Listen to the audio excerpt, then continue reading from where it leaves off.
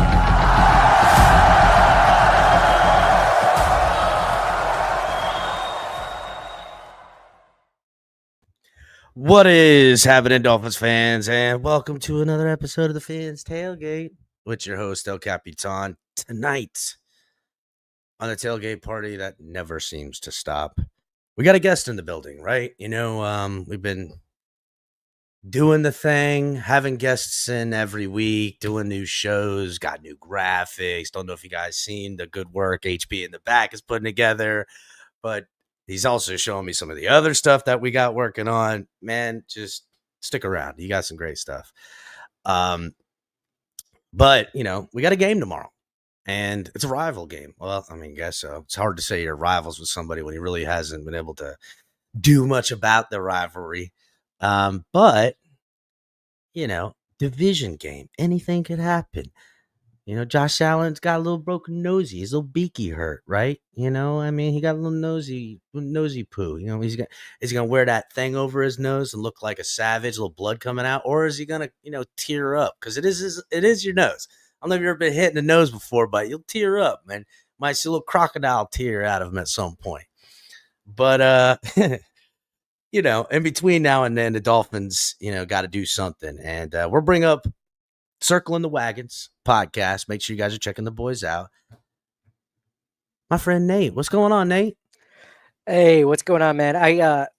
That intro you were just mentioning, the HB did for you, that is not only the sickest intro to like a YouTube channel I've ever seen, that might be the sickest intro to like any show I've ever seen. That is impressive, man. Thanks for having me on. I mean, Nate, in like a couple weeks, we've got, again, we always beat anybody who's been like around since the Finns tailgate since jump. Like we're gonna be celebrating 4 years in mid-November, and every year we reinvent the graphics and the store and all this stuff, our website. Like we just keep that pushing because that's the part we have like a lot of fun with. Along with the episode, we try to keep the same energy. And man, dude, my guy in the back has got this thing going on right now. It is incredible. I'm not going to spoil it, but like everything you see there, there's a couple more parts that's going to be added on, but there's like a whole second arena type of thing we're going to be doing that is so high detail, sick as hell. Just stepping the game up. So shout out to everybody in chat. I see a couple people. We got a lot of Bills fans that watch this, Nate, to get you a little informed. A lot of Bills fans be here every night. One of them being Michael K. I don't know if you know who Michael K is. I'm telling you right now, if he was in your chat, you would know for certain.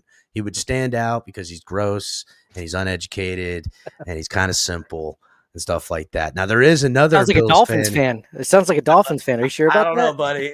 I'm just saying he looked like he's one of the dudes from Trailer Park Boys or something like that, running around with stuff like that. But Sean from Bills Mafia, he does Red, White, and Bills YouTube show. He's actually good peeps. And yeah, Sean, I did you dirty like that. Now what? I did you dirty. I got a different Bills guy up here. Don't worry, I'm gonna holler at you. I'm gonna let you have your victory lap if you win the game, Sean. But I know this: if we win, I'm bringing you up. So Alex in chat, Jamie, CC, hit the like button. Cap for life. What's going on? Joe R was good. Make sure you guys are all hitting the like button. So let's get it popping, Nate. First of all, let's talk about this game you guys had with the Jets. I mean, statistically in the air, didn't really look like what, Josh Allen's capable of, right? But on the ground, it was almost kind of like the Jets looked like they might have had some kind of game plan. Something was kind of a little bit working for them at times.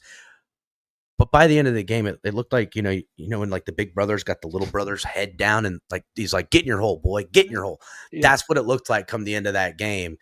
Because Jets shot themselves in the foot. I mean, Cook was unstoppable, and Josh Allen put his cape on after a broken nose and gets it set on the sideline or whatever the hell he's doing, and just there was no stopping that. It was it wasn't a bloodbath, but it certainly felt like some kind of manslaughter took place or something to that effect, right? You know what I'm saying? So let's talk about that. Yeah, this was interesting because the narrative going into that game was, what happened to the Bills defense? They just let up 40 against the Baltimore Ravens. So, you had that going, and then also on top of that, I mean, we're still riding high. Don't get me wrong. We are loving the fact that they found a way to win with like less than 1% near the end. So they ended up winning that one and pulling it out. So we were very happy, but there's still concerns. You see, the safeties were a liability, even the defensive line at times with Derrick Henry just running all over them at certain points of the game for most of the game, actually. And then you're like, okay, well, we're playing the Jets. Now the Jets have a mobile quarterback like Lamar. They have another great running back, not Derrick Henry, but another good one. Like, how are they going to stop these guys? The goal with the Jets especially is just to make them throw the ball. Like, get up enough that you make Justin Field, have to throw 30 times, right? And then you'll probably win. And they got lucky. They scored, and then they got a turnover right after, and then they were up 2 scores. And then all of a sudden, they just had to keep their foot on the gas. So they showed, in my opinion, how they can win in different ways, which is the sign of a good team. We're not used to that in Buffalo for a long time, for most of my life.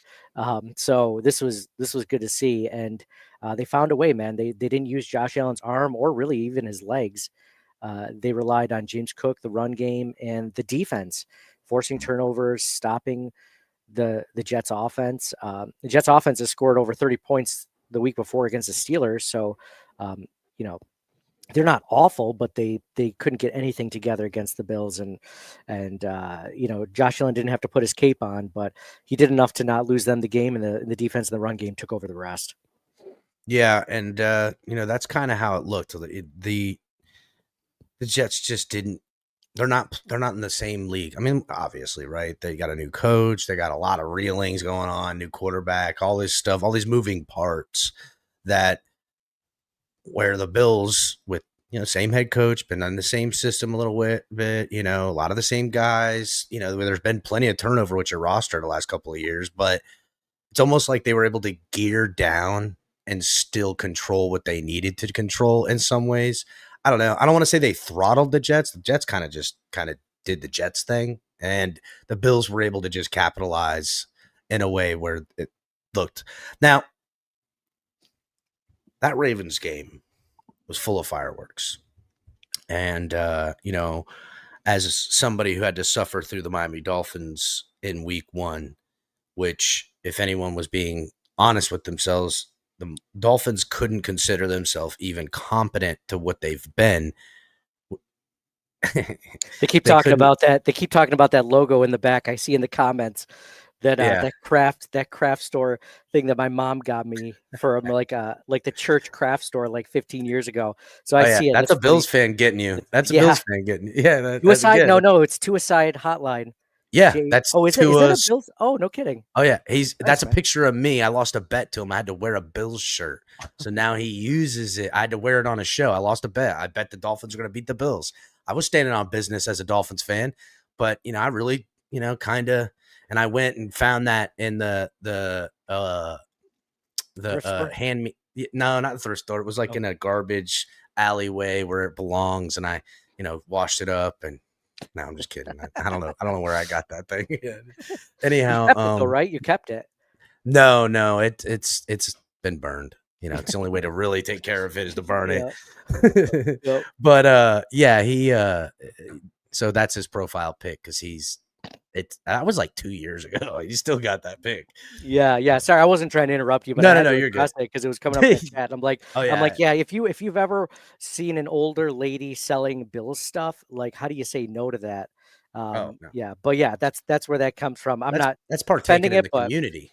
I'm also in the basement. Like you have this nice studio, and I'm literally in my basement. That's a green screen, dog. It's a green screen. It's an amazing studio. It's an amazing studio. Yeah, I now just broke it for Michael K in chat. Now he's like, what? He's not really in like a spot like that. So, so I had to suffer through the Dolphins. And again, if Dolphin fans are being real to themselves, if they wanted to have any sort of like resemblance of what they were, they would have beaten the Colts.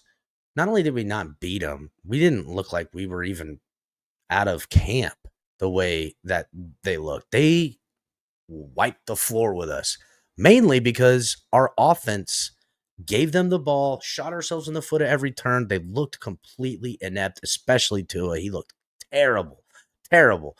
A lot of blame's been going around on our coach. We come out the second game against the Patriots, and we start off terrible. We start terrible again, both sides of the ball. The defense is doing, I don't know what the hell's going on with this defense.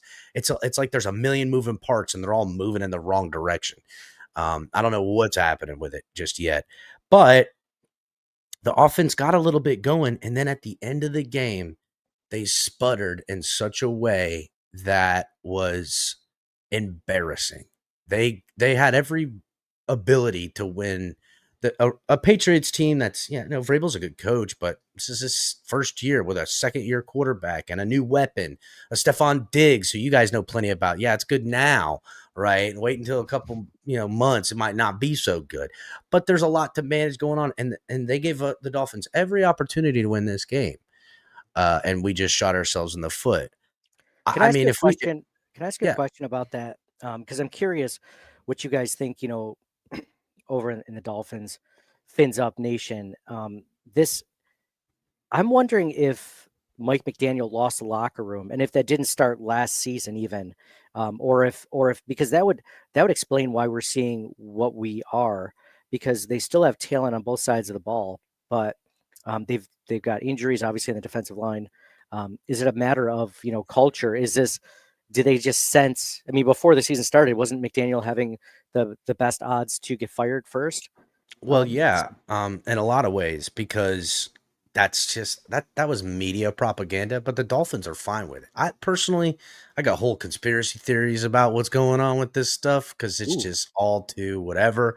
But I would say that they seemed ready to throw Mike McDaniel under the bus, and Miami loves throwing people under the bus. They do it every single year. These talented players that we paid for last year or the year before last that we loved, now all of a sudden they're the problem and they go somewhere else and they do fine, but our team gets less than. Coach, I mean, dude, I've never seen somebody so beloved. Just, I mean, everywhere. Oh, Mike McDaniel, he's so cool. He was on everything. And I was like, dude, this guy, everything they were saying that they loved about this guy, I was telling people, I was like, wait till they hate him. Every single thing they said they loved, they're going to make fun of. All that cool stuff's not going to seem so cool. It's going to seem weird and, goofy, as the kids are saying these days. And it's par for the course, right? Now, to your comment about him losing the locker room last year, I would say I can agree with that because that's what it looks like now, that this is a locker room that doesn't believe in him. They're not buying in. They're out on him. But I also wonder, like, how'd that happen, right? Like, what did he do last year other than them not having successes? What has happened to make them resent this guy this way? Like, what has happened? The only big thing that has happened outside of, failure with the team, well, there's a couple big things. Number one, he went at the beginning of the season and got Tua paid. That was something that happened that previous offseason. He wanted to get him paid. All that stuff went around the general manager and got Tua paid. And then, pounded the table, as we like to say around here. Essentially, in retrospect, buying the responsibility of Tua. But hey, that's his prerogative. That's what he wanted to do. And then there's also the type of publicly calling out of Tyreek Hill for, obvious reasons, right? And then there's also it's not public because it's not talked about in the mainstream, but it is completely known to, people like myself and others in the community, and it's now becoming more public, is that he and Ramsey did not get along, and it was kind of very tense. So maybe it's a accumulation of things, but ultimately the reason why he's finding himself underneath it now is because I feel like Tua's throwing him under the bus. I feel like Tua's distancing himself from what he sees to be a sinking ship and not to pull him under. And it's a really good time to, better on you than me. I think that's kind of happening right now too. Now, is that going to come to some kind of metaphorical head after this game or at some point? I don't know.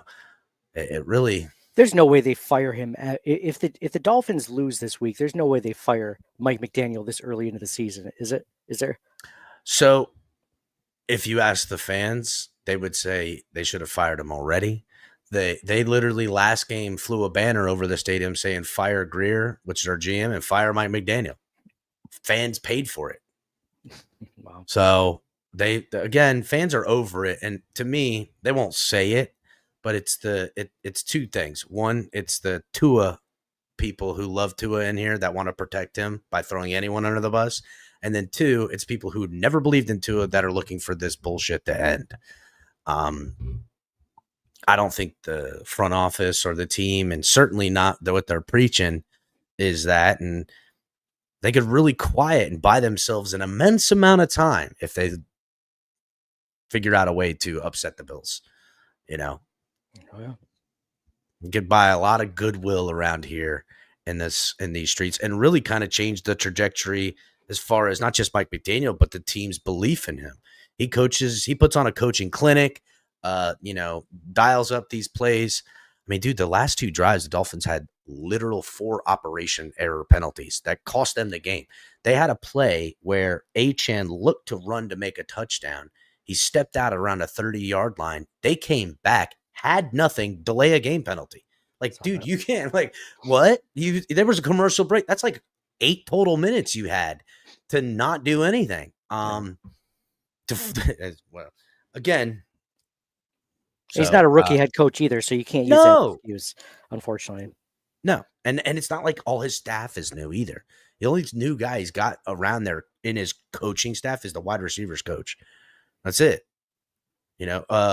Voted the best wide receivers coach last year, if memory serves me correct. He was the best at something at wide receiving coaching last year.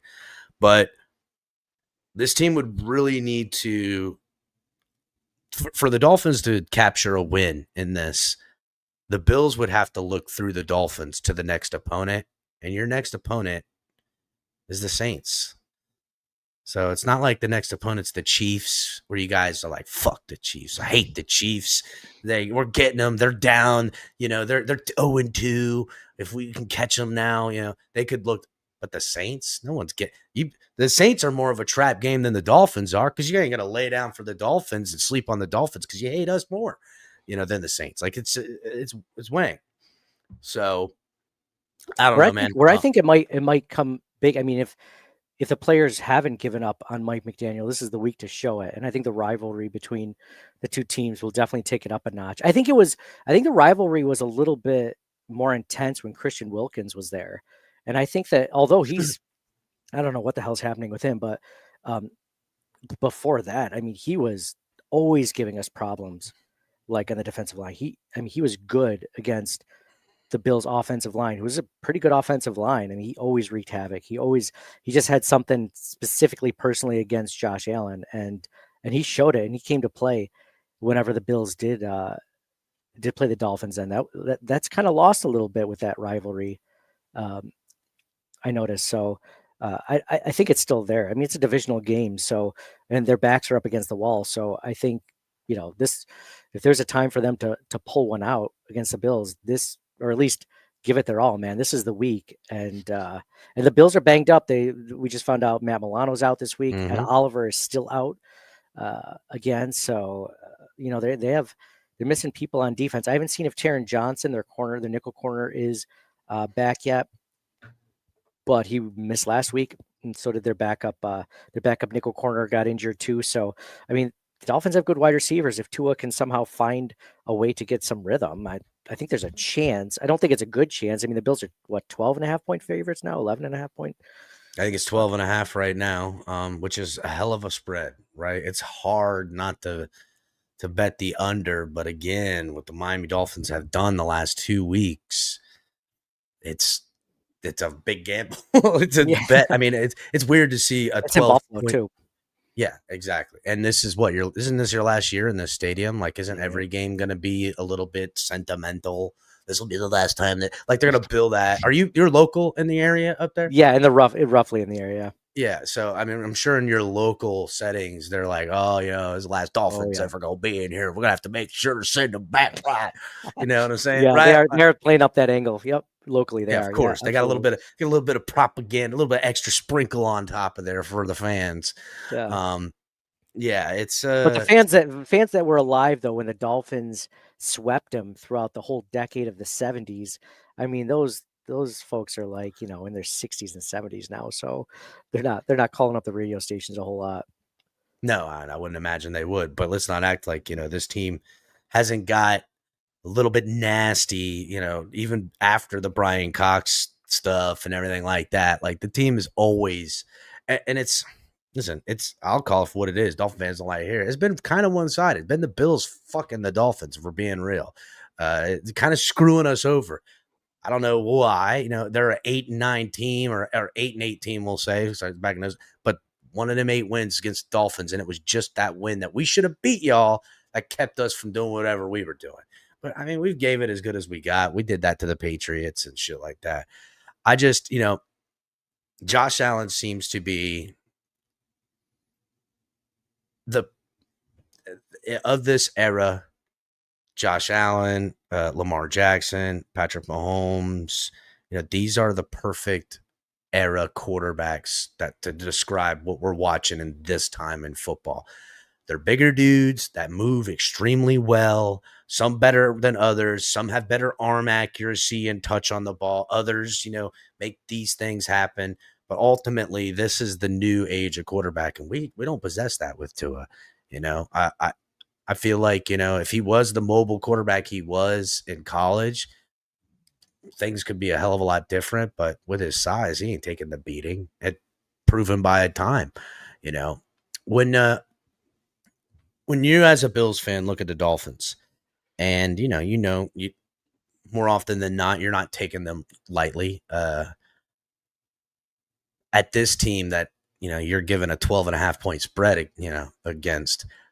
What is the one thing you don't want to see happen from the Dolphins during this game? Because of what's happening with your team, because of what you've seen in the past out of coaching, whatever that is. What's the one slippery slope that the Bills find themselves in that the Dolphins are taking advantage of? Well, they could take advantage of the fact that, if Taron Johnson doesn't play across the middle, Jalen Waddle could have a big game. Tyreek Hill, it depends on how angry he is and how much he really wants out of Miami. But I think there's several different ways. If Tua can push the ball deep on our safeties, which have kind of been a liability even last year, I think that there's a way that they could win that. If Devon Achane has a great game, and they can find a way to pound the rock against the Bills, that's another way. I feel like they always have issues with Achane specifically, but in general, the Dolphins running backs have always played the Bills well. So I know Tua can't push the ball deep as some quarterbacks, but I think that there's ability for them to take advantage of the middle of the field against the Buffalo Bills. Like I mentioned, Matt Milano was out. He's one of our better coverage linebackers. I mean, there's opportunity there to do that. So you'd have to do it that way. And on defense, you'd have to do another thing where you just stop Josh Allen from scoring touchdowns. I think in his first game, was it his rookie season? He had 5 touchdowns against the Dolphins, and it was like 3 passing, 2 rushing. And if you can stop him like the Jets did last week, as far as passing the ball, then you absolutely have a shot, because I mean, the Dolphins are much better offensively. I know it doesn't seem like it that way, that like right now, but they're much better than the Jets are. They just are. They're more talented. They have better wide receivers. They have a better quarterback, similar or maybe better offensive line. So I think there's opportunity for the Dolphins to take advantage of it, whether they can at home in prime time against the Bills. I'm not sure, but they always play them tough. I remember, what was it, 2 or 3 years ago, the Bills play the Dolphins in Buffalo, their first home playoff game was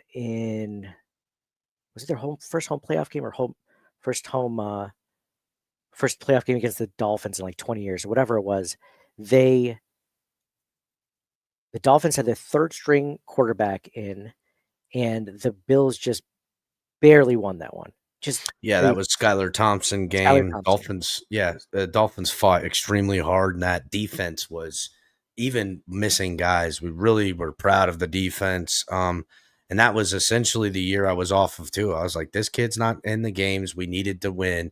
That was a year we were doing really good. And we were on the road, but that was essentially where I'm like, this kid, if he ain't gonna be here for the moments, much less how he performs them, he ain't here, you out of here. But I was at that game, and I'm thinking the whole time there was no relaxing at any point in that game. And I think if the Dolphins could do something like that, not only like what I just mentioned offensively and defensively, but they can take the ball away. The Bills have won the turnover battle. I saw a stat on this, the last 25 games straight, which is the longest streak of winning a turnover battle in NFL history. So if you can, turn that around as a team and take advantage of the Bills that way, that's definitely a way that, especially if it's close, you could take advantage of it. Force Josh to make bad decisions throwing the ball. Well, I think it stays the same. You keep Josh Allen in the pocket and force him to facilitate with tight coverage, and hopefully he gets, he tries to force some stuff with the ball, because we know he can get a little bit pushy and want to make plays at times. If he's doing that with his legs, typically he's making more of those plays with his legs than screwing up those plays with his legs, especially against the Dolphins. I'm tired of watching this giant fucking kid just run all over us. It's tired of watching it. But again, I got to be honest, it's kind of a perfect storm in a way because we're using our linebackers in coverage a lot. Even our freaking edge outside linebackers are dropping into the zone, and I've already, Jalen Phillips. I think he's a talented player. He hasn't lived up to the expectation I had hoped to. Injuries put that down, but also there's some mental stuff I question about the young man, as far as perseverance goes. But at the outside linebacking position, they're having him drop back into coverage. And now I know he's done this before, but I'm just getting these. He's terrible. They're throwing right at him, but I could even see him now because he's been getting smoked. He's going to play a little tighter coverage, and that's going to leave that lane for Josh Allen to just fucking put the foot in the ground and step inside, and there's nobody else there. He's just now the safety's got to take his big ass down if he can, So if that happens, then the snowball effect. I just wonder, how much is this team going to show up for him? You said something about the turnover margin. This is not the year where the Dolphins are like, hey, we got to be secure on the ball. Get secure on the ball. Tua's been bailed out with penalties. He's turning the ball over like every third possession right now in the first 2 games. He had a fumble and 2 interceptions week 1. I think he had 2 interceptions or whatever it was, last week. Just terrible. He had 1 called back at the very beginning of the game. He threw an interception. It was like his first or second throw. It got negated with offsetting penalties, but it was a terrible, ill-advised, dumbass rookie move pass. Like a 6-year guy where he paid a lot of money to shouldn't be making those. If they continue with that start and that finish, we're in trouble.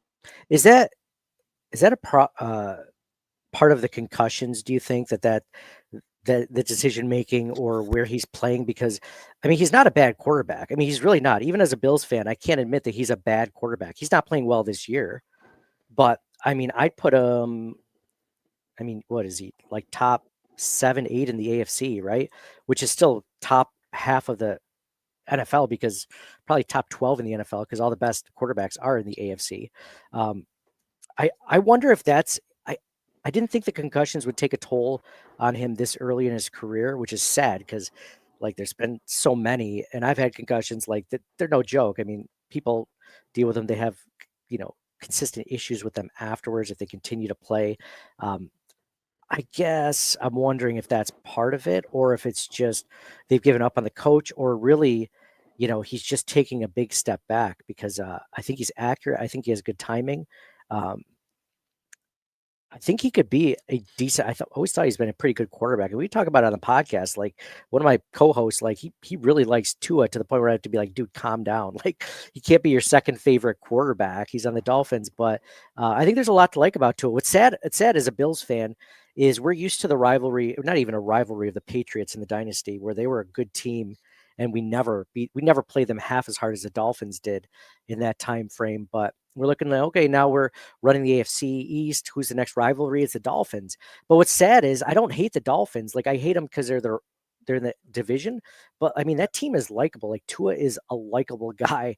Like, he's got a good personality. He's easy to like. Mike McDaniel, as goofy as he is, and he's easy to like. I mean, I watched his backstory on NFL Films, and that's a really, interesting, background. So if they weren't in our division, like, I might actually root for them a little bit because of the players on that team, and they're easy to like. They're respectful towards the Bills all the time.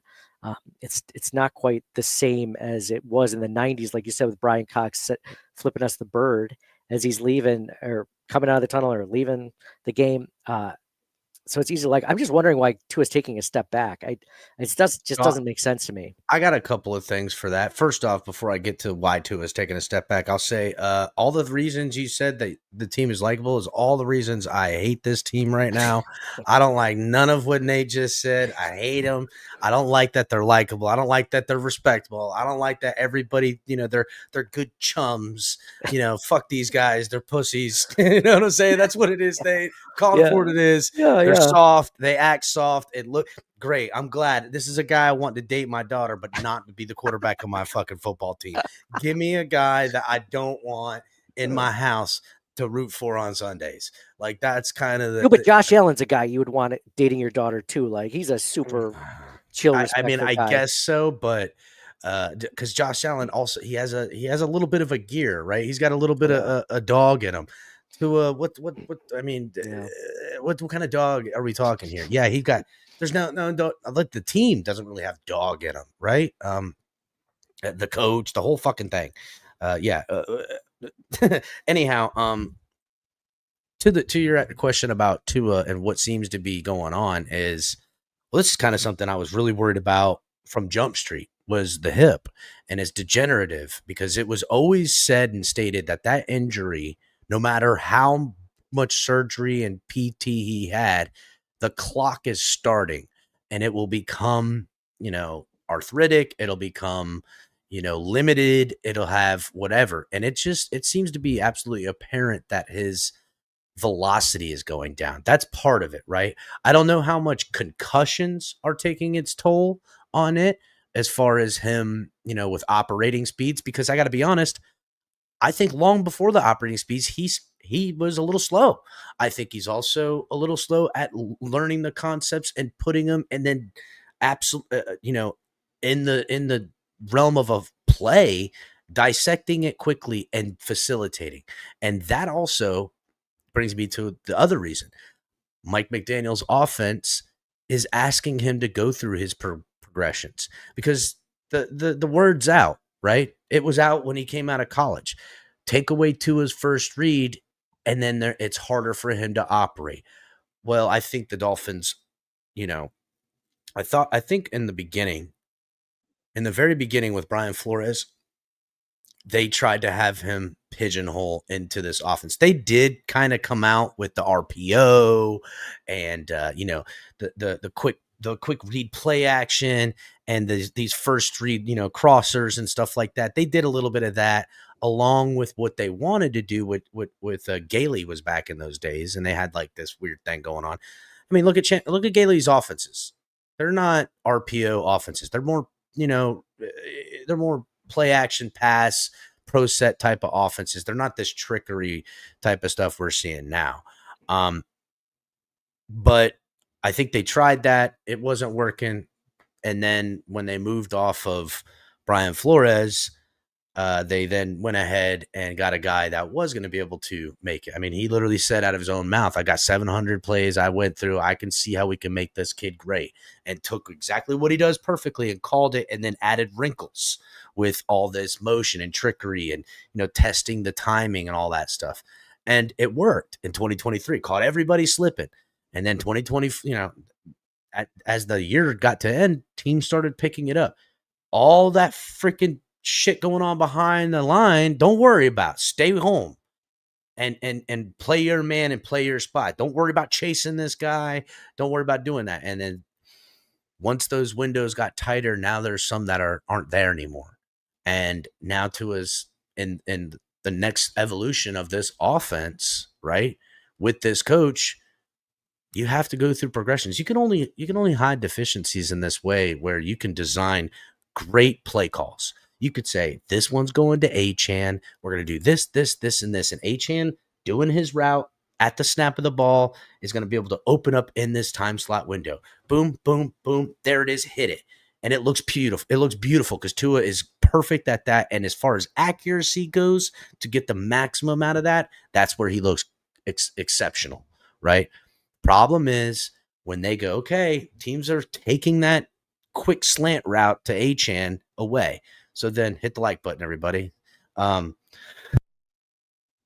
Now we're going to go ahead. Okay, that guy crashes down. Well, good, because that safety is no longer there. You buy that extra second, and on the double move, hit Waddle going down the thing. Well, Tua hesitates. There's not that time in the pocket. He doesn't buy time outside the pocket. He can, but the problem is he can buy all that time, but it ain't fast enough, because then he's got to stop, set, plant his feet, and chuck that football. He ain't got no zip on the ball or nothing. And now even his strength seems to be going away. And maybe it's not. I'd have to look more at the tape, but he was never good at throwing off-script footballs without perfect mechanics. It just, he ain't got enough heat on it. And I think that's what's accounting for a lot of these, these interceptions, a lot of these busted plays that he just, I mean, dude, he looks terribly inaccurate. But I think if Mike McDaniel's smart, he'll go back to Old Faithful and draw up all this nonsense and just do these quick plays and try to get himself to not get fired if he's smart, because them trying to do this other thing is going to get him in trouble. So I can see that. What's interesting is the GM. Your GM has been there for what is it? The longest almost 10 GM years without winning a playoff game. Mhm. So at some point, I mean, you have to look at the GM as well, not just McDaniel and his play calling, like who he's giving contracts to, who he's extending. I remember as a Bills fan, like being kind of excited that the Dolphins were extending Tua, because that's what you want to see in your divisional rival. You want them to see they get a guy that's not necessarily the franchise, or you don't know if he is for sure, right? Like you just don't know. So like that happened with Tannehill with the Dolphins when they extended him. You're like, okay, well, let's see what happens, but he hasn't proven it yet. And I just think some of these contracts that your GM is doing is kind of bonkers. I look back at that, and some of the trades at some point looked like a good trade at the time. Bradley Chubb, I mean, that made a lot of sense, but besides injuries, I don't know, man. I wouldn't say I'd save McDaniel and then get rid of the GM, but I mean, the GM has to atone for what's happened there in Miami, I think. Well, Nate, it's funny because when you look at it and you're just like, this doesn't make any sense, right? You're like, why'd you do this? Why'd you extend this guy? Why did you re-sign a guy you've already got under contract? Why did you waste draft capital to, fill up holes when you really could have all these things and take your time? Really, a couple things are the reasons why. When they fired Flores and they went, they had that lawsuit, right? Flores had some of the dirt on them about the Tom Brady no stuff that they were doing around here. Gag orders, this whole nonsense happening. Well, then also they had to flip the script on it. I mean, whether they believed in Tua or not, I guess you could say they kind of didn't believe in Tua, right? They were trying to get Tom Brady. There was real heat with them trying to get Deshaun Watson. This is all after getting Tua, right? So there is a lot of reasons to say they didn't. Well, now that Flores is gone, Tua's all they got left. He's all they got left. So then they're like, well, shit. We can't get rid of this kid. He literally has zero value because of our complete, utter mismanagement of his career thus far. Pretty much saying we don't believe in him. And then we're going to try to sell him. You've lost all value in a 5th overall pick. So rather than admit their mistakes, they weaseled their way out of it. And they paid to put lipstick on a pig. And then for whatever fucking reason, they forgot that they did this. They believed in McDaniel. They said, holy shit, this guy's actually a wizard. They said, this guy can make magic. A dude we were going to trade for we're going to, screw over with a 42-year-old Tom Brady, which, God, I wish that would have happened. And then, or Deshaun Watson, which in retrospect looks like a better move now because Deshaun Watson, holy shit. Jeez. I've never seen anybody fall further off of a fucking cliff in my life, dude. Yeah. I get all the fucking close to that. Yeah. No, he's not. And that's saying something. That's really saying something. But, all of those things, I mean, I'm a big conspiracy guy. I've already told you 5 times now, but I could also just look at it and just say, maybe everybody's just dumb as fuck. It's like everybody's dumb. Everybody's dumb. You think these people are smart because they're rich or they got these titled positions and there's millions of dollars going around, but they're still just dumbass people at the same time making dumb decisions because they're this close to it rather than looking at it out here. Yep. I guess. I don't know. But, let's dude, we got to talk conspiracy. I love conspiracy theories. We got to talk conspiracy theories sometime. Buddy, I am fucking conspiracied out. Dude. Do you have any for the NFL, like specifically, like because it's we're on, football? I could we could literally go down fucking we could look at the news of the day. I could go through it. You know what I'm saying? Oh yeah, yeah. Well, let's give one a little topical. We had the Kelsey and Taylor Swift, and now literally we've got the fucking Stephon Diggs and Cardi B. There's this whole marriage of fucking. Now again, right? These are high profile people. They kind of run, but when they're not together and they have these children, and there's this whole weird thing that seems to continue to happen with all this shit all the time. Anyhow, will we be looking at it and going, oh, that's just par for the course, or will it be the conspiracy is alive, right? Yeah. I don't know. There's that. There's sports betting, and I mean, let's Oh, call it for what it geez. is, dude. We know that they are reeling back. They will reel back some stuff. They will amp some stuff up. It's amazing. Not a single flag is thrown until the end of the third quarter. And then in the fourth quarter and the end of the third quarter, there's 12 flags thrown in a game. It's amazing.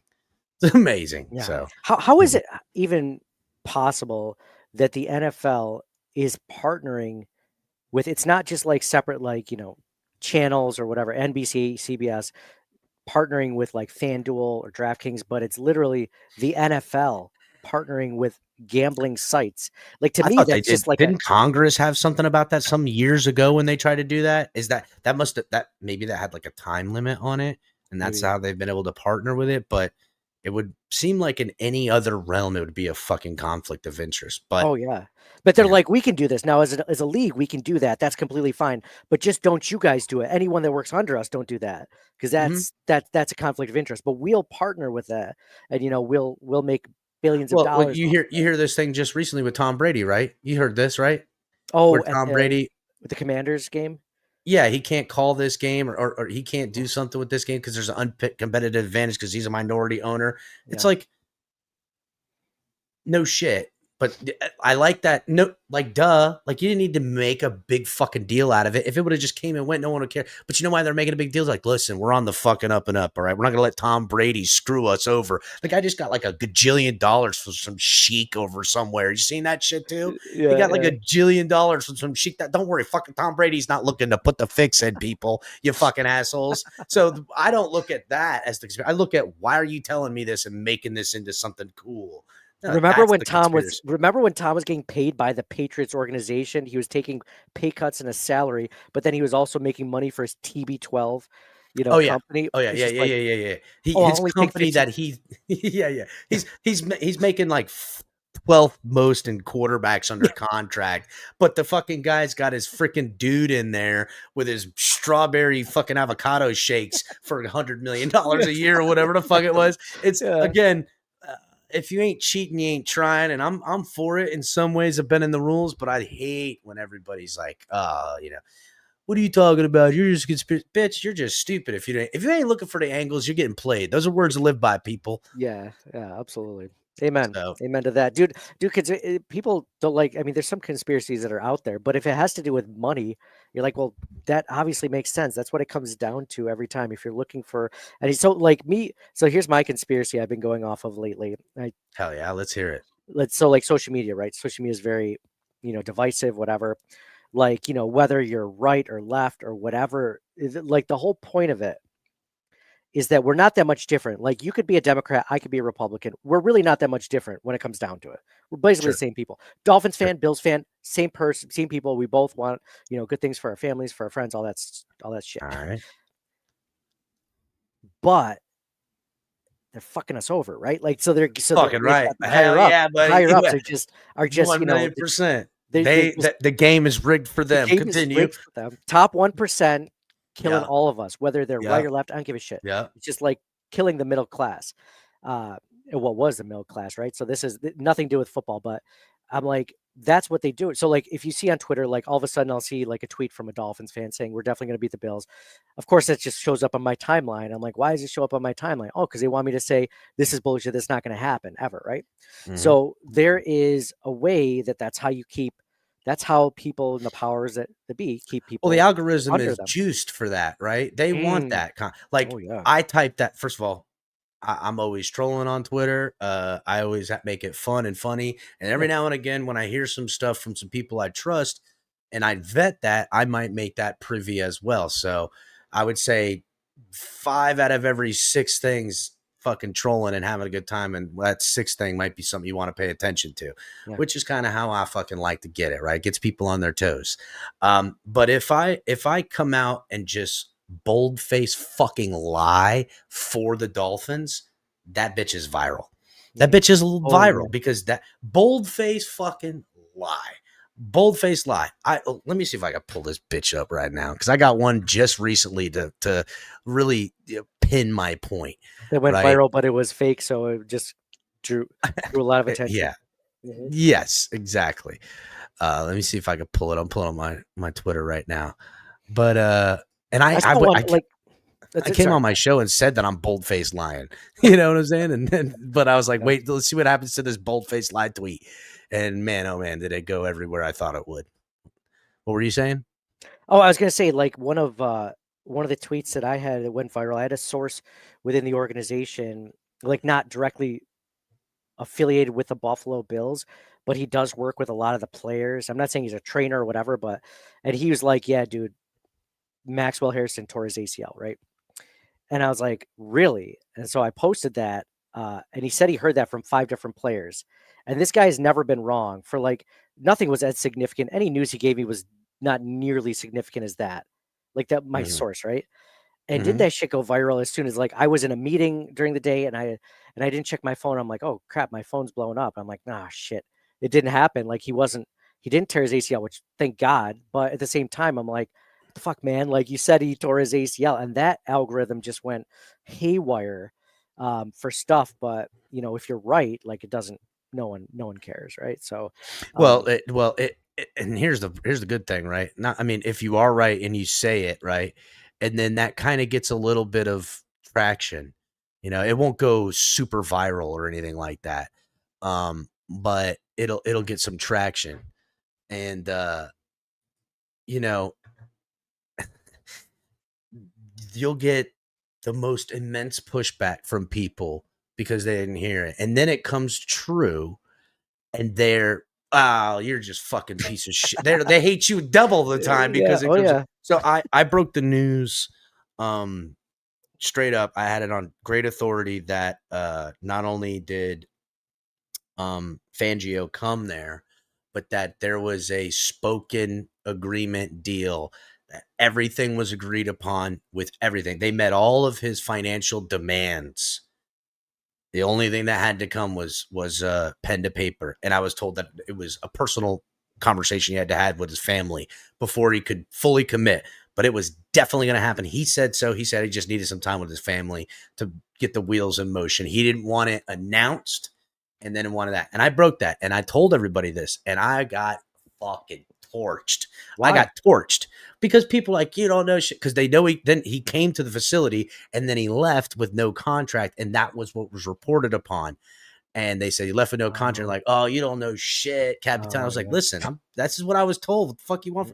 And then it came back, and I was like, well, see, all you people said another, like, you fucking piece of shit. I was like, damn, dude. I was like, whoa, dude. Again, and so sometimes when I hear some stuff and it isn't like something I find to be extremely, I'm just like, fuck it, you know, like let them squirm, those pricks. You know what I'm saying? So here I'll show you this one. This was after this was right after the Colts game. And actually it was during the Colts game, and I was doing the show live. I'm talented, Nate. I'm just gonna. You are. There's one thing I've learned about you, man. You came up with the analogy of Matt Prater. Was it to Rorschach? What was his name? Rohrbach? What's the name from the guy from The Watchmen? Oh, Rorschach. Yeah. Rorschach, you like that, right? That was awesome. I made that. He looked just like he looks just like Rorschach from fucking Watchmen. I saw him in that thing. I was like, holy shit, that's fucking that guy. You're locked in here with me. I was like, hell yeah, dude. Sick. I made that as a meme on Instagram. It was hilarious. It was great. But yeah. But so I'm calling the game live, the Colts game, which was a shit show already. And I'm also taking clips. And so as I take this clip where Tua gets hit, I then tweeted, oh, people are saying Tua got concussed on this hit, which is why he's had such a terrible day. And that, wouldn't you believe it? That tweet went for just under 1 million fucking views. Holy shit. It went for just under a fucking million views when it was all said and done. And I literally on the show said, hey, I just did this tweet and I'm straight capping on these assholes right now. I don't think this is true, but watch how these fucking idiots eat it up. And looky there. Wasn't I fucking right? Oh, they did. Yeah, they fucking ate it up. And it's fine. It's fine. But the reason it got so viral was because of the excuse makers and the people ready to, as I like to say around here, they like to clap their booty cheeks for the team and fucking people around here. You know, Yeah. they tossing that shit back for everything. And I'm like, bro, have some self-respect.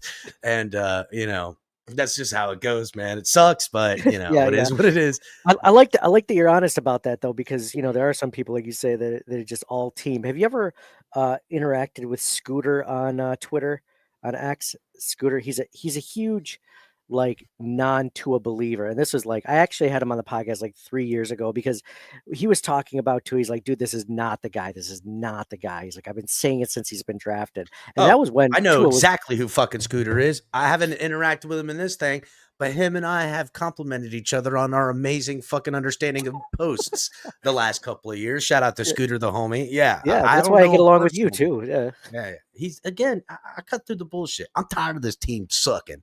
I'm tired of Yeah. this bullshit narrative. I'm tired of the propaganda. My fans in the chat, and I've got guys that do this channel with me. I promise you, everybody in this chat right now is a Dolphins fan, and everyone that's a subscriber believes how I believe because they're sick of it. It's propaganda. It's bullshit. This owner, you know, and I'll double back a little bit on the conspiracy thing, right? This owner is you said this GM's got to be held accountable. Why did he make these moves? Why did he do this? Well, I told you there was a reason, but ultimately the real reason was they cash in on this. Every time they do it, every time they go and sign some big free agents and, you know, they overperform, they cash in on it. And then Ross sells percentages of the team. He just sold 10% of the team for what he bought the team for not 25 years ago. No kidding. He sold 10% of this team with a contingency. So the guys had to pay $800 million up front, and then over X amount of years, they pay $1.5 billion. And that is literally what his entire investment is into this team. That's stadium, and that's whatchamacallit. Now, he did this twice before. When he built the stadium, he needed to cash in, so he did to get the fluidity and capital. And then when he got it appraised, he then bought. This guy's a real estate fucking dude. Everything he's done is real estate. Okay, he's a fucking mogul. I know a gajillionaire movement. All we've done as fans is made this guy richer than fuck, which he was already. But again, he then bought the renovations. Once he got it reevaluated, he then was able to use the fluidity, the equity now, and buy the tennis court, which was belly up, broke. He got it at a fucking deal. Miami gave that shit to him. They gave it to him. And I think there was some little backdoor shit because he wanted the Miami City to finance it. Mm-hmm. He wanted Miami City to finance that, and he'd pay it back. And they said, no, we're not going to finance it. But then ultimately he finances it, and he gets the fucking Miami Open for nothing. I mean, peanuts. And then when all that came around, then they went ahead and did all this upgrade this last time or a time before. He bought F1. He didn't give cash. He literally says, here's my Miami Dolphins asset that you can now sign whatever. You know how these motherfuckers work. They take the equity from that, and that's what purchased F1. And then how did he get his cash back from that? He stacked all this talent on this team, went and put it on the sale from on the market. And they're like, look, I got Tyreek Hill. I owe him like $150 million. I got Tua. I owe him $150 million. I got Mike McDaniel. I just went and got Ramsey. I got this. I got fucking $1.5 billion in fucking guys, plus the team, plus this facility. Plus $1.5 billion for 10% is a bargain, bro. And they bought it. And then what? Not even 2 years later, the value. Those guys that paid $1.5 billion are not getting their money's worth right now. They will in the long run. And anyone who wants to know if you're going to make money with Stephen Ross, there's motherfuckers lining up to buy that 10% from Miami. You know why? Because Stephen Ross bought a team that is worth roughly 10 plus billion right now. One of the most expensive teams in the NFL. Bought it for 1.5 after renovations. And he hasn't hosted a playoff game. He hasn't won a playoff game. And he's making as much money as teams that have won Super Bowls during that time. And there's teams that have won Super Bowls that he makes more than. It ain't even fucking close. I gotta ask, like, obviously the guy's a good businessman, Like, Yeah, he's a great everything you businessman. said. When is it enough, man? When is it Never fucking enough. enough? Like, It's never enough for guys like that. They're megalomaniacs, bro. There's never it's- enough for a guy like that. You would the only hope I had, and I'll be honest, Dolphin fans, a lot, not these guys, but a lot of people in the community, they hate it when I talk about this guy like this because there's nothing you could do, Cap. There's nothing you could do. I'm like, yeah, there's nothing you're gonna do about it, and that's why he's gonna continue to do this to us. I get it. I'm the only guy that's like, I literally when I started this, I was like, we need to fucking get this prick up out of here, dude. He is screwing us, and they're just not ready for it. They're just not. They don't get it. Not everybody, but Mhm. he has put on a fucking clinic on how to make money in a business that is results driven. He has figured out a way to have a 7 to 8 year cycle with a 3 to 4 year mid cycle. That is a rebranding propaganda machine. And you can go back to day fucking one. It's here it is, boom, cash in, here it is, here. It's fucking incredible. It's why every coach gets fired their fourth fucking year. That's why every, we're right now, because we're getting ready to come to year 8 of this, because the tear down and rebuild and fucking failure is going to be right around 8 total years. We're going to see probably, new media team, new graphics, the guy who does the announcing in the stadium and is the mouthpiece for their podcast. That guy's gone. They're going to new that. They're going to try the full rebrand like they did 8 years ago. So that's where we're at. It's incredible. I'm in a fucking madhouse, Nate. I'm in a fucking madhouse, bro. I'm in a madhouse. You almost want it to just burn down, right? Yes. Just so it's oh my that god, bad. bro. You don't want I say it to. this bitch has got to be Chernobyl if we want to get this fucker done. I need a full raking of the land. Yeah, That's what I wrecking need. ball. Yeah. Yep, but they won't do it. The fans aren't. They're impatient. They want it so bad that they're willing to give over whatever power they have to the organization to get told that, oh, we hear you a little bit. We're gonna give you this. They're like, oh my fucking god, thank you. They fall for the banana and the tailpipe every time because they're desperate and they've got us right where they want us, bro. They do. They got us right where they want us because I'm not going nowhere. I fucking make a show. I'm going to bitch about it, but where am I going? Yeah. They got me right where they want me, dude. I'm part of the problem too, I guess. I don't know. Maybe. Not really. I don't know about that. I remember when the Bills were bad for, what do we have, the drought of 17 years? And I remember just hoping that they would just tank, just freaking tank. Like, stop this BS of like making 7-9 or 6-10 or 8-8. Like, that doesn't get you anywhere. Give me an A or give me an F. I don't want a C minus. So, yeah, I remember being the same way. Except the difference is, I will say, in ownership between the Dolphins and the Bills is, like, I do like the ownership that the Bills have now, but with us, it feels like we have to, if it's not going well, we still have to kiss their ass because they will take the team away from us. Essentially, they're just like, well, Buffalo is you'll like, be the Canadian Bills in a blink of an eye, but exactly, man, exactly. Like, they're like, oh, Austin could use a team.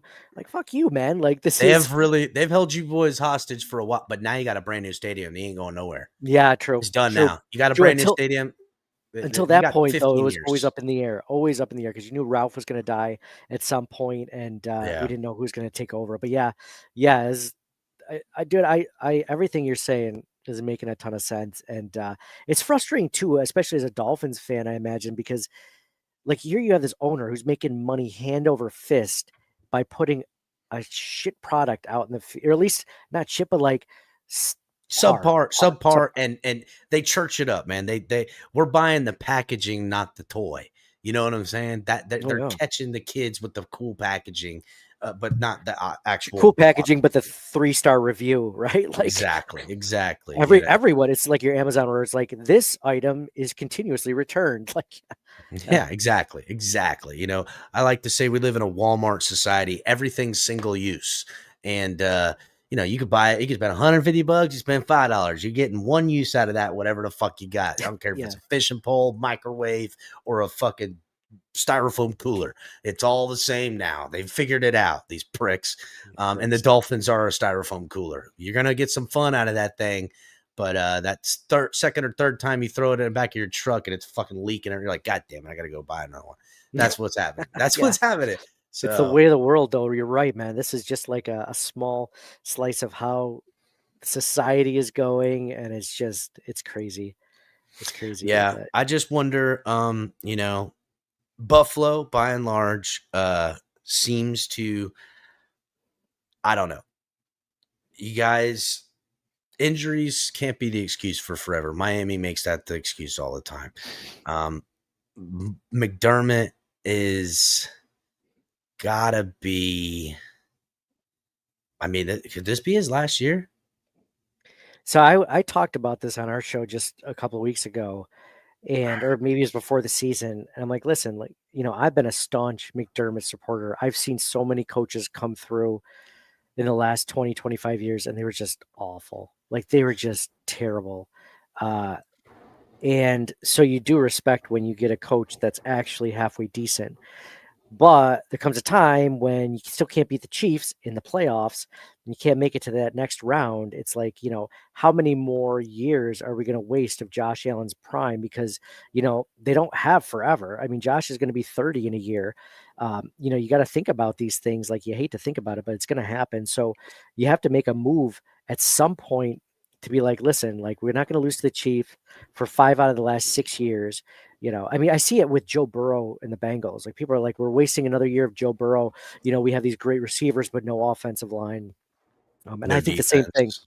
like you said, with defense, like, injuries are no excuse. And the defense and the coaching has definitely been what's held the Bills back the last 4 or 5 years. So I've never held a torch for Sean McDermott. I know that there's some in Bills Mafia, maybe I'd say like 30%. They're just like, get this guy the F out of here. I'm not one of those guys. But, give me another year of this, and I might be It's gonna holding be that hard to pitchfork defend. too. No, It'll be absolutely. hard to defend. One more failed year, one more year older. What was the name of that DC you guys let go who kept coming up short in the? Leslie Frazier. Leslie Frazier. In retrospect, probably should have kept Leslie Frazier around. I know the Wolves needed blood, but since then, it's not like that defense has gotten any better. No. It seemed to plateau and then now fall off a little bit. I'll tell you why Leslie Frazier was let go, though, and I'm not. He was like a Sean McDermott light. So all the things that we don't like about Sean McDermott, he exemplified like that much more because he was uber conservative with his defensive play calling. It was just like no blitzing, just four pass rushers, 4 down linemen, and then just drop everyone back in coverage. And there'd be a 3rd and 9 on a critical play, and he'd have his corners playing 12 yards off the line of scrimmage. Like, what are you doing, dude? Yeah, like, press those I've seen guys. him do it a couple times. Oh yeah, and that was enough for me. And he got extra conservative in the fucking playoffs too. It's like bro, there's no game after this one. Do something. I know exactly. So like that, and then that's also Sean McDermott too, because he got kind of plays that way. But you know what I will say, like in defense of Sean McDermott, that one year he was defensive coordinator after letting go of Leslie Frazier. I mean, he did get a little squirrely. Good, man. They were good. Like, they were aggressive as hell. And I'm like, who is this guy? Like, this is the guy that would would never blitz. And now he's blitzing, exotic blitzes. I mean, he's always been a good coordinator. That's how he got the job. But just like I maintain, man, if McDaniel does get fired, man, someone should hire him. If the Bills lose Joe Brady, like, I'd take McDaniel. I know he's not, the same head coach, but I think he's a much better coordinator. You got to be dicey on his play calls, honestly. Like, the guy calls run plays just to set up more passes rather than there's zero idealistical belief that the run is the bread and butter to him. No matter what the stats say, no matter what happens via play. I mean, we got a young rookie running back, Ollie Gordon, who, in college was very successful. I believe he only had one run for like 9 yards, almost 9 yards in the game. The Dolphins' average running is good because of the average runs. But if you look at everybody else, no one's getting that. I get it. Achane is explosive. It's hard to take off the field.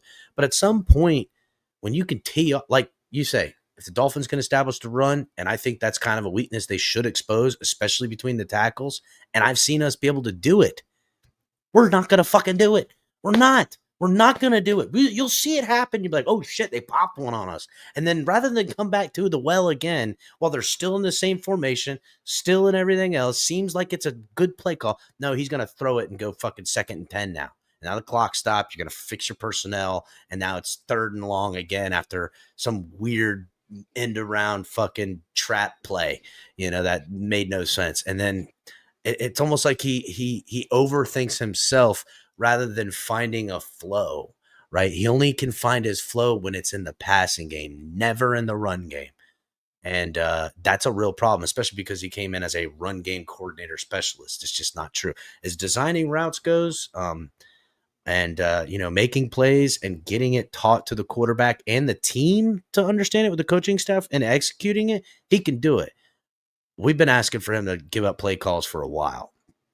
But who's he going to go to? Frank Smith? It's not like he's fucking great at play calls either. Again, that's where we always fall short in some manner or another. I just wonder with the Bills and McDermott, because at some point they're gonna look at Josh Allen and his career and what you have and where you've been, and that the Chiefs are literally ripe for the taking. I mean, right now, that's what the fucking Chargers are looking at. They're looking at the Chiefs saying, these boys is ripe for the taking, right? Bills got to be licking their chops as well. Ravens, everybody going to have to deal with them. We don't know what's going on with the Steelers. Bengals look like they're fucked. Who's really going to come out of the South that anyone's scared of? I mean, is it, it looks to me like it's too early to tell, but Houston's a good team, but, whatever. Again, they're good, but they don't scare you like the Ravens do. No, fuck no. Nobody scares Right. you like the Ravens. I mean, the Titans, I think, watch Cam Ward in the years to come. Look the fuck out. That kid's amazing. But the Jaguars, fuck, I mean, is Trevor Lawrence even going to be a Jag next year? He and Tua are the same guy right now. Trevor Lawrence was supposed to be a sure thing too coming out of college, the most surest Dude. thing since Andrew Luck, right? And geez, it's crazy that that we're even having this conversation. I know, I remember it. I Do you thought ever- it was. I do you ever thought they think- projected him a little high. Him and Tua have that exact thing in common. 1 year boy wonder type of thing. There's some Cinderella story written with it, But so is Joe Burrow. But Joe Burrow had that fucking bottom from the top. The guy remembers everybody's fucking name. Like, give me a spiteful, hateful quarterback that is like, I'm proving everybody wrong from now until I'm dead. Like, give me that, right? I like that part. Yeah, but then he also had like Justin Jefferson. He had Jamar Chase, obviously. Like, he had such good wide receivers. You're like, is this going to translate to the NFL if you don't have? Oh wait, you get Jamar Chase again, and That's true. You have T. Higgins. That's true. Do you ever look back at the draft and wish that the Dolphins? I mean, you probably do, obviously at this point, but like even at the time, were you just like, why didn't we take Justin Herbert? Like, that was such an obvious pick. So, with all confessions, I could have gone either way between Justin Herbert and Tua. Dolphins fans are coming off of Ryan Tannehill. Justin Herbert looked to be, outside of arm strength, as far as as the film showed it, the same guy. As far as mechanics and Tannehill had a hell of a arm strength. He wasn't a facilitator, but it's not like Herbert in college was great at facilitating either. But also a guy in college that didn't show up in the big moments. He had his failures in college. While Tua is something different, and there was this weird narrative that, this is the Drew Brees we never got. I could have gone either way because I've seen teams built with both types of quarterbacks and be successful. The kicker to me, you got to remember, this is the COVID year. This is when nobody got hands on people. You couldn't get them in. It was all fucking weird back then. People forget about that when they look back at this draft. They chose the guy that they took the word on, and not having anything other than some personal tapes made with a catastrophic injury over a guy who had none of that. That was the mistake easily made. The Dolphins had, I believe it was 10 or 12 draft picks in that year, because that was, when we had stacked some draft picks. Tua's one. Austin Jackson, who's our right tackle, who we re-signed, who has never once ever been healthy. The guy is always injured. is another first rounder, and we had a third first rounder that year in Noah Igbenogany. Him and every other pick is fucking gone. We don't have any of them. Any of them. At this point, with the way Tua is and how his ass is on thin ice, and Austin Jackson, no one would give a shit if he never came back, because what does it matter? You get like 8 you get less games out of Austin Jackson than we were getting out of Teron Armstead. And that guy's always hurt, which now he's not even playing. So that was the epic failure. But the bigger failure is shout out to Crazy Dolphin, aka Mr. Paul, with the $20 donation. Salute to you, my brother. Thank you so much. I seen a couple people in chat too. I haven't shout out everybody. Delusional Patriots fan, Dolphin Don, Mudbone. Who else was in here? I seen Batman creep in here. I know he's worried. Dewey, what's going on, Dewey? I seen you in there, dude. Kevin Lee. Everybody, make sure you guys are hitting the like button. We got the rare appearance from Batman. That's crazy. And that ain't the Dark Knight Batman. Don't worry, Nate. This guy is more like Batman. You know, he's a Tua-sexual, as we like to say around here in these parts. Yeah. Part of Tuanon? No, Tuanon's one thing. This guy is a Tua-sexual. He's got a tramp stamp that says Tua right on his back. That's what he's got. Anyhow, what was I saying before that? I can't even remember. You know what's funny is you were saying like the thing that made Dolphins fans not want Justin Herbert was the likeness to Tannehill, right? And you guys were done with Tannehill. You're like, I don't want that again.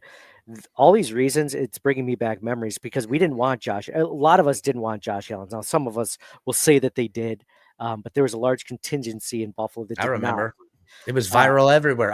Josh Allen. And you know what that was? Rosen or some shit? Yes. You guys want Rosen? Yeah. Yes. You know, that was probably my first up close.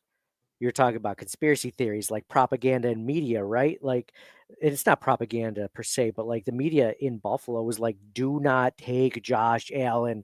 All they did, like every day heading up to the draft, was telling us why we didn't want Josh Allen. They'd bring up stats on why we didn't want Josh Allen. They would bring up coaches, like they'd have Wyoming coaches and be like, this is why you don't want Josh Allen. They would bring up statistical analysis of like all these different things that weren't. So you hear that every day for like a month, and you're just like, I don't want this fucking guy. Like and then you're like nobody likes him. Nobody likes it. Yeah. Draft day, right? Nice. Yeah. So it's like, you hear that, and then also, okay, what does he remind me of? Oh, he's tall and has a big arm. Oh, that's like EJ Manuel sucked. You know, he's like this guy. You know, oh, that's like Nathan Pierce, or not Nathan Pierce, whatever. Like all these other. God, you guys had some real fucking different names in your rock. Like we've had some bad quarterback play, and we've had a million of them. But man, you guys rode long time with guys that you're like, what the fuck? Like, this guy's not a backup. And he's your starter for. They wouldn't even draft him. They wouldn't even try to draft a freaking quarterback. They'd be like, Fitz is good. It's like, I love Fitz, man, but he is definiting not a franchise quarterback. I don't think anyone's ever thought that. They could have went with Fitz, but they waited so long, and then they kept hemming and hawing, and then the window kind of went. Yep. It was weird how you played that out. Whatever. Great GMs, like you said, great GMs, great management, great coaching. Yeah.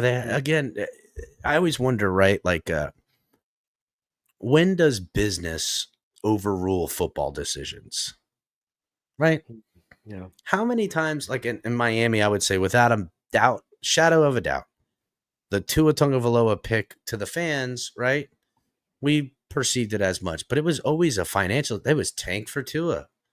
It was, get Tua, blah, blah, blah, blah. But the football people were like, well, pump the brakes. Like, let's not forget, this kid's only like 6 foot, 190 pounds soaking wet. I don't give a shit what he says on his paper. He's not a big dude, and he's got a literal hip injury, like one that took out Bo Jackson, who was probably the greatest athlete to walk the planet, okay? And, let's just kind of think about it. Now, here's the thing. They didn't listen to the one football guy in the room. And the one football guy in the room was Brian Flores, the guy they ran up out of here. And he wanted Jordan Love. That's who he wanted. He wanted to draft Jordan Love. And I would say right now, if I had to take my pick as far as the new age quarterback that's going on, we just talked about that earlier. Jordan Love's more of that than any of the guys on the list. Now, you could say probably the best, polished, ready quarterback was Joe Burrow. Best arm, Herbert. Then there's probably the best, potential highest ceiling in Love. And then there's Tua, who's the best at nothing other than sucking. That's pretty much how it goes. So, Yeah, all and those then guys coming Hurts. out. Let's not forget, Hurts was in that draft too, who Yeah, got yeah. selected in the second. We could have picked anyone other than Burrow and been better in a better circumstance than we are now. So, Yeah, that's man. what sucks. Yep. I know And how I you gotta feel. live with that. And I had to fight Dolphin fans for all the way up until this year. Not all of them, but a lot of them up until this year about, listen, I don't know what the fuck y'all are talking about with Tua. He's not that great. Oh, he had a good game. He did good things, and I will give him his kudos in that. But the shortcomings were always going to show up. And week 1, when we seen that game, that was like every shortcoming he has on display all at the same time. That's what that was. Mhm. So, but we might have your number tomorrow. Dude, I've lived through enough years of the Bills completely, ruining my night or my day or my weekend. So I'm never taking anything for granted. The Bills could win the Super Bowl this year, and I'll still never say they're absolutely 100% going to win any game. I've lived long enough that through my teens and my 20s, they were awful. They were awful, and so they've ruined that part of my life. So no, yeah, I'm. It might be tomorrow, man. I never take a Dolphins game for granted. I never take a Jets game, or maybe even to a lesser extent a Jets game or a Patriots game, but definitely not a Dolphins game, man. People don't get excited like this in Buffalo because it's going to be a walk. We're going to walk all over you. They're excited about this because they think there's a potential for it to be a good matchup, and because the Dolphins have played us hard, even though we have 9 of the last 10, like it's always. It's not always, but there have been some really close calls and good games in between there. So no, I'm excited, man. It's really the only rivalry in the AFC East if you think about it. Patriots don't have a rivalry with anyone anymore. They're and the Dolphins have the only team that's ever been even close to taking the Bills out, which they almost did a couple of years ago. So yeah, man. I'm excited for the game tomorrow. It's going to be a good one. I think that anything can happen. I do still expect the Bills to win, but you never know, man. They might, with the injuries mounting up for the Bills early this season. The Dolphins, man, it's tough to play a team that's got their back against the wall. They're either going to give up or they're going to go out fighting. And even if they lose, I feel like it's going to be close. But yeah. I'm excited. Well, let's wrap this up. What you got for a prediction? I mean, listen, you got to predict your boys to win, but what you got? I think it's going to be something like 30-20. I think if we were mentioning 12.5 points, I'd probably bet the under in this one, which is weird because like last week the Bills were only 6.5 point favorites, and I freaking hammered that one. I was like taking all the alternate spreads up to like 15. I'm like, I feel good about this one, guys. I don't know why, but now I was like, watch, as soon as they finally destroy a team. It's all recency bias in betting anyway, So That's true. So like the Bills. Plus, they moved the line with the way the money's going. Bills fans are like, we're killing the Dolphins. Look how much the Dolphins just coughed it up to the Patriots. So yeah, it could be the regression. Oh yeah. I wouldn't bet the Bills at 12.5. So, but no, I think the Bills win. I think it's like 30-20. I think the Dolphins put up a fight and the Bills just somehow managed to walk away with it in the fourth quarter, either with a turnover or they just don't let anything happen, for the Dolphins offense. But I think it'll be a good game. I'm excited for it. It'll be the last, like you mentioned, the last game for the Dolphins to be in the stadium. And the most important, no one gives a crap about the Jets coming for their last game, the Patriots coming for their last game in the stadium. No, nothing matters. We don't even, they're not even on our radar, but the Dolphins, that's a fun game, man.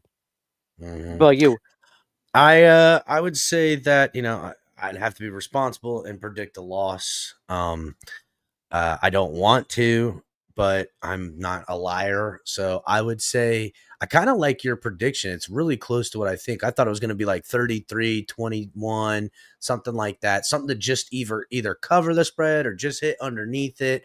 It's going to be something like that. I think it'll be much closer until, the inevitable wheels fall off when either Josh Allen pulls out a spectacular play after an untimely turnover by Tua and the offense, to something to that degree. And then, before you know it, we're committing another turnover that cost us, shooting ourselves in the foot. I do worry that if we come out slow and or miscued early like we did the last 2 weeks, it's going to be a long, ugly, ugly day. And if it turns into that, because the Bills could pounce. And if they choose not to throttle, which McDermott very well may, he might say, fuck this, let's put these boys in the dirt before halftime. We could come up with our shoulders slumped and looking to get the fuck out of here after halftime, in which case it could be even worse. And we could see Mike McDaniel have to Uber home because he ain't getting on the flight back. That could be the case. I don't predict that. But that's not. I'll be calling the game. I will not be happy to fucking watch that game, on a Thursday tomorrow. So, but I would say the Dolphins remain close, given all of what's happened up to the game until probably the last 8 to 10 minutes of the game of play clock, and then it'll look like how it's been looking for us, just out of ideas, out of sync, and playing like a bunch of assholes. So that's kind of where I'm at. But Nate, so you're almost rooting for them to lose, man, because then they just blow it up, like you said. I'll be honest. There's a lot of fans right now that are every loss is a win right now. They're ready to see this turnover. I gotta be honest, and they don't want it again. The people who talk in the community, other creators, there's the space and stuff. They always want to push back on this stuff, but they've been pushing back on me for 4 years, and everything I say comes to fruition. And when they buy on board, and I say, "Hey, pump the brakes because of these reasons," they're like, and then again, I come back around again. Now I don't know what I'm talking about. Again, I know what I'm talking about because I know where we're going to end up, and I think they should pump the brakes on this whole every win is a loss type of thing, because to them, they think, oh, we're going to get rid of the GM, we're going to get rid of the coach, and we're going to get rid of the quarterback, and this is going to go to an end. And I'm going to say, listen, y'all just show that right now, Mike McDaniel is the hot topic to throw off the bridge. Well, that's because they're fine with that.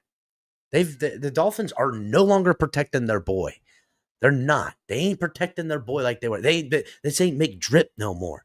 This ain't cool guy McDaniel no more. Now it's the local media is pounding on them. Everything. You know what they're protecting? They're protecting Tua. That fucking terrible performance Tua had week 1 there was only one chirp about it. One chirp from one of the freaking people. And then everything else been pushed back ever since. And now Mike McDaniel's front and center to take the slings and arrows. Mm-hmm. So, and these people are happy. I said, look, what they are could be absolutely serving up for Miami fans because they think they're going to get their way is, there's going to be a new coach. Will be a new general manager, but Chris Grier won't be gone. He'll be elevated to some other position in there. He'll be football czar or some dumbass shit. He'll still be running shit, but he won't be the general man. He won't be the guy you guys see on TV when you're watching the draft because you're dumb. The optics gets them. And then they'll still roll with Tua Tagovailoa. And we won't be drafting a quarterback next year. We'll be drafting a fucking O-lineman. Mark my words. We are literally heading down that path right now with the way some of these people are moving. And I'm telling them, look, you need to put the blame where it really belongs. But they don't want to do that. They want to argue with me. They want to. So, Nate, if you come to draft time and you're watching us pick a fucking offensive fucking tackle, and everyone's cheering, you'll know I'll be sitting somewhere going, these fucking idiots. You know what I'm saying? So, yeah, man. Yeah, dude, when you start your El Capitan conspiracy theory podcast, let me know. We'll come on and dive into it. Fuck yeah, buddy. This is fun. I like this conversation, man. This is not the normal sports conversation. This was fun. Appreciate it. Yeah, dude, I'm not sitting here hammering the stats and the PFFs, and I played football for a long time. Stats ain't shit, dude. That is a measuring tool to prove a point that is not proven with film. You know what I'm saying? If you watch the film, Tua had a 115.1 passer rating last game. That motherfucker don't deserve that rating. Kidding me? Yeah. I don't play those games with these dummies out here. I mean, I'll preach, I'll play the propaganda machine because I am a content creator. I'll pump it up when I'm trying to take it easy because there's kids, there's dummies. You got to be easy on them, right? They're slow. I got to be easy on them. But at times, dude, I got no patience or no time for them. I got to pound them on top of the head and be like, listen, you fucking idiot. I've been telling you this nicely for 2 years. You know, so I'm kind of at that. Usually when I put this purple jacket on, I ain't fucking around. Yeah, you're not. No, I can tell, man. So I appreciate you coming through, Nate. Guys, make sure you're catching at CTW Pod on X, on YouTube. That's Circle the Wagons podcast. Make sure you guys are checking him out in the Bills. Go in there as Dolphin fans and talk a little trash. Let them know you're from the tailgate. Dude, if you guys win, talk as much trash as you want because I mean we'll deserve it at that point, man. I mean, talk trash if we lose. Just go by and see the boys and get them in chat. Like, we came here from the tailgate. You suck, Nate. Whatever you got to do. Oh, I'm used to hearing that. I'm used to hearing that. That's not new. Yeah. So, but I appreciate it, man. I'll be in touch at some point, man. You know, we'll plug in. I had a great time, Nate. I think you're a cool cat. I seen some of your stuff. I see that you get it. Right. I see you get the vibes and shit like that. So I'll be in touch, my brother. And, I'm old enough, guys, man. I maybe when I was in my early 20s is a little different. I'm old enough, man. Let's sort through all the bullshit. Let's just get right to the point. Yeah, let's get to it. And then it can have fun once you're doing that too. You know what I'm saying? So yeah. all right, Nate. I'll see you guys. Guys, hit the like button on your way out. We will see you guys next time.